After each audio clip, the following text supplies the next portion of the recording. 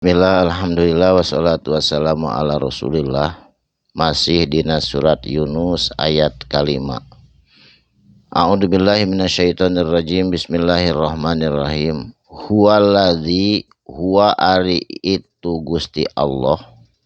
Alladzi zat anu ja'ala ngajadikeun Allah syamsa kana panon poe diaan anu sinarna terang benderang beri panas.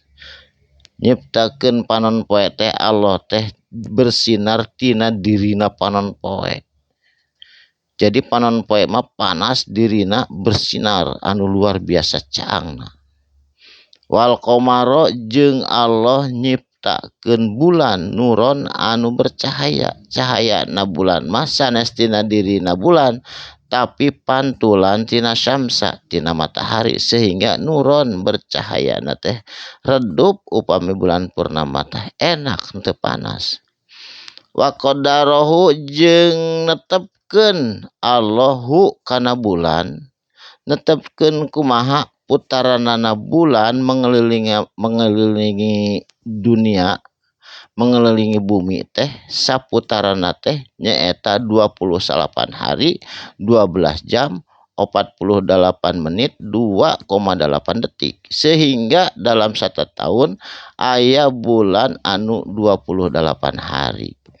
Kitu deui matahari dikelilingi ku dunya ieu babarengan jeung bulan 360 putaran bumi sakulilingna kana matahari dalam 1 tahun. Ari matahari berputar bergerak henteu tah eta jawabanna engke dina surat Yasin kapayun. Manazila ditangtukeun ku Allah manjilah-manjilahna bulan. Bulan sabit agak gede banget, bulan purnama anu indah kembali deui kana kecil-kecil lagi sehingga ada kal ujune qadim kembali kana tempat asalna gelap. Naon make kitu ku Allah diciptakeun litalamu supaya anjeun kabeh a'lamu uninga terang ada sinina kana hitung-hitungan atau bilangan sinina bulan tahun.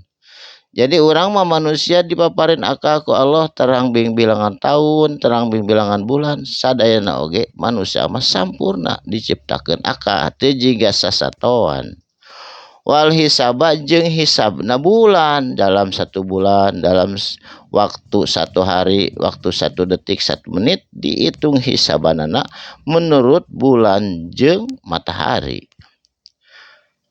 Ma khalaqa jeung teu nyiptakeun Allahu Gusti Allah zalika kana eta perkara kana bulan matahari jeung sajabana illa bil haq kajaba eta teh hak benar kebenaran diciptakeun ku Allah lain ulin-ulinan.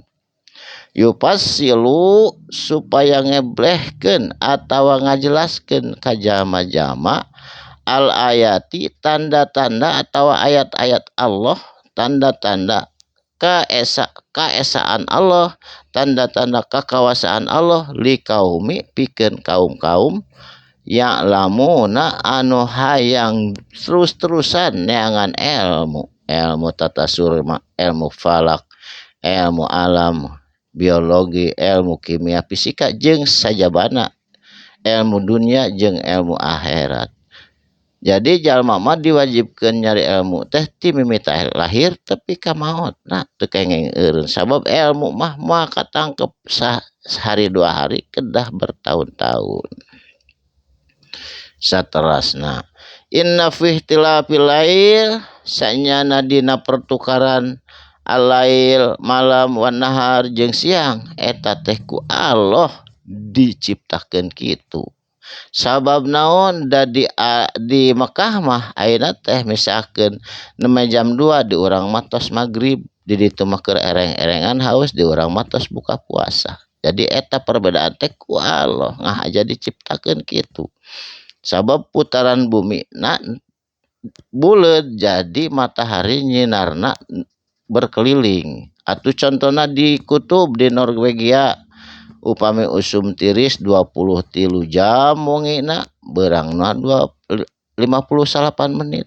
Upami usum panas panon poena nuju di kaler panasna beurangna 23 jam, peutingna ngan ukur 58 menit gitu Allah nyiptakeun.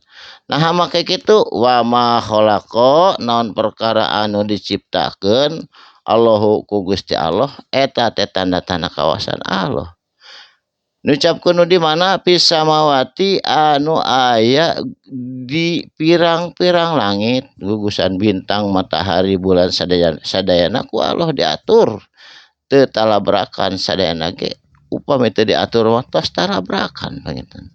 Wal ardi jeung di bumi sadaya jalmi nu aya di bumi sasatoan rezekina diatur ku Allah.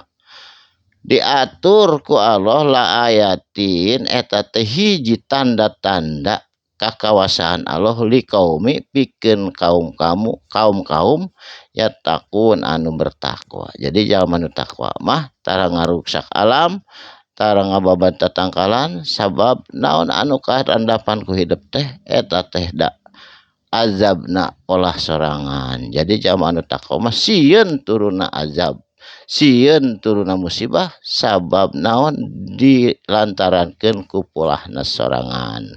Barakallahu li wa lakum fil Qur'anil azim.